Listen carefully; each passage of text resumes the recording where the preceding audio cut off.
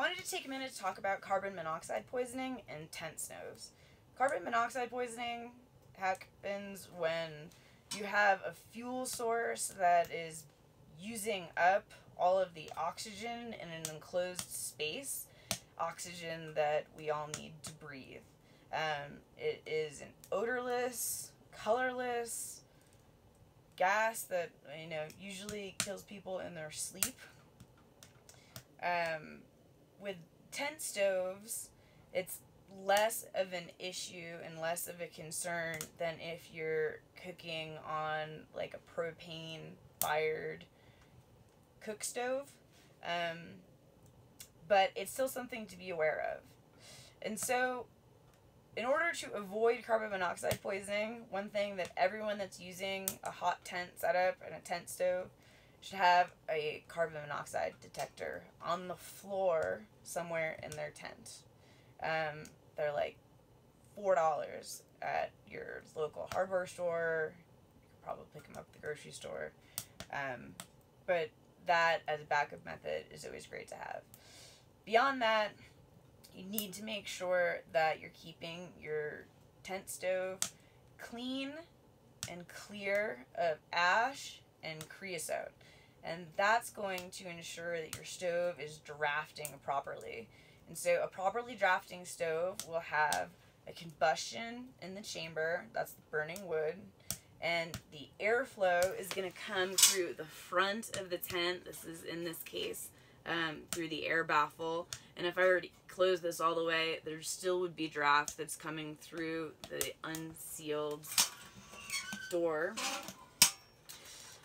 And so that air is going to bring oxygen in, combust, and then the unburnt portions of the wood, which is ash and spark, will draft out through the, what is this called? Flue pipe. On a small stove like this, you need to make sure that you're cleaning out your flue pipe at least every 2 days. And you're going to know when your stove needs a cleaning because it's going to be really difficult to light.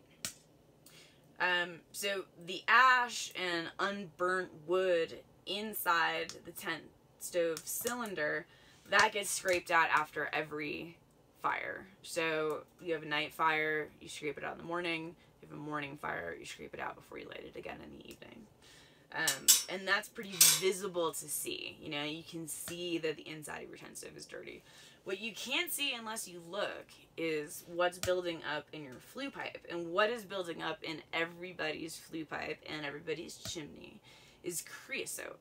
Now, in your home, your chimney gets swept out by a chimney sweep. You can also use those Duraflame creosote blocks that you burn in there, and a chemical runs up and cleans out the creosote inside your flue pipe. In a tent stove, this is a lot easier. You don't need to do any of that. Simply wait till the thing is cold and then take the flue pipe sections out. Start with the top couple. The ones closest to the top are going to have the most creosote buildup because as the hot smoke and unburnt material moves up, most of it is going to get reburnt because this section of flue pipe is extremely hot. As you move up to the outer layers, the temperature decreases, and so less of that smoke and ash is being combusted. And that's when it forms that sticky creosote film and starts to close in and make your flue pipe, which started off as 3 inches in diameter, is going to bring it down to 1 inch in diameter, depending how long you let it run for. You shouldn't let it get that bad. But as a good practice, every day when you clean it out as you're leaving camp, just take out those top flue pipe sections and give them a look and say, what's going on in the flue pipe, take a peek down, bang them out, get some of that creosote out of there. It just takes a couple taps, doesn't have to be a surface that you can eat off of. And then if you're out here for multiple days, you're doing this for a really long time, depending on your stove, your wood, what's building up in there, take the entire stove out, disconnect the flue pipe section, bring it outside, and then just shake it out. Give it a good bang. And that should keep your draft working properly, and that's going to significantly reduce the risk of carbon and monoxide poisoning. Also, never go to sleep with an active fire. People often ask that, how long does this thing burn? The Gstove, being a small portable stove, is not going to burn all night. It's simply not that efficient. It's not built for that. It's built for being light and packable and portable. But it's not going to burn all night. You're going to have to add tiny pieces of wood to it throughout the entire evening. So generally speaking, don't sleep with the stove on. Wait till it's out before you go to bed and just bundle up. And then as soon as morning comes, you can scrape out your ash from the night before, light that stove up, and you should be toasty within 10-15 minutes. Another thing I wanted to comment on about the Gstove is that it comes with 2 spark arrestors. This is the fancier of the spark arrestors, and it's got the small holes in it.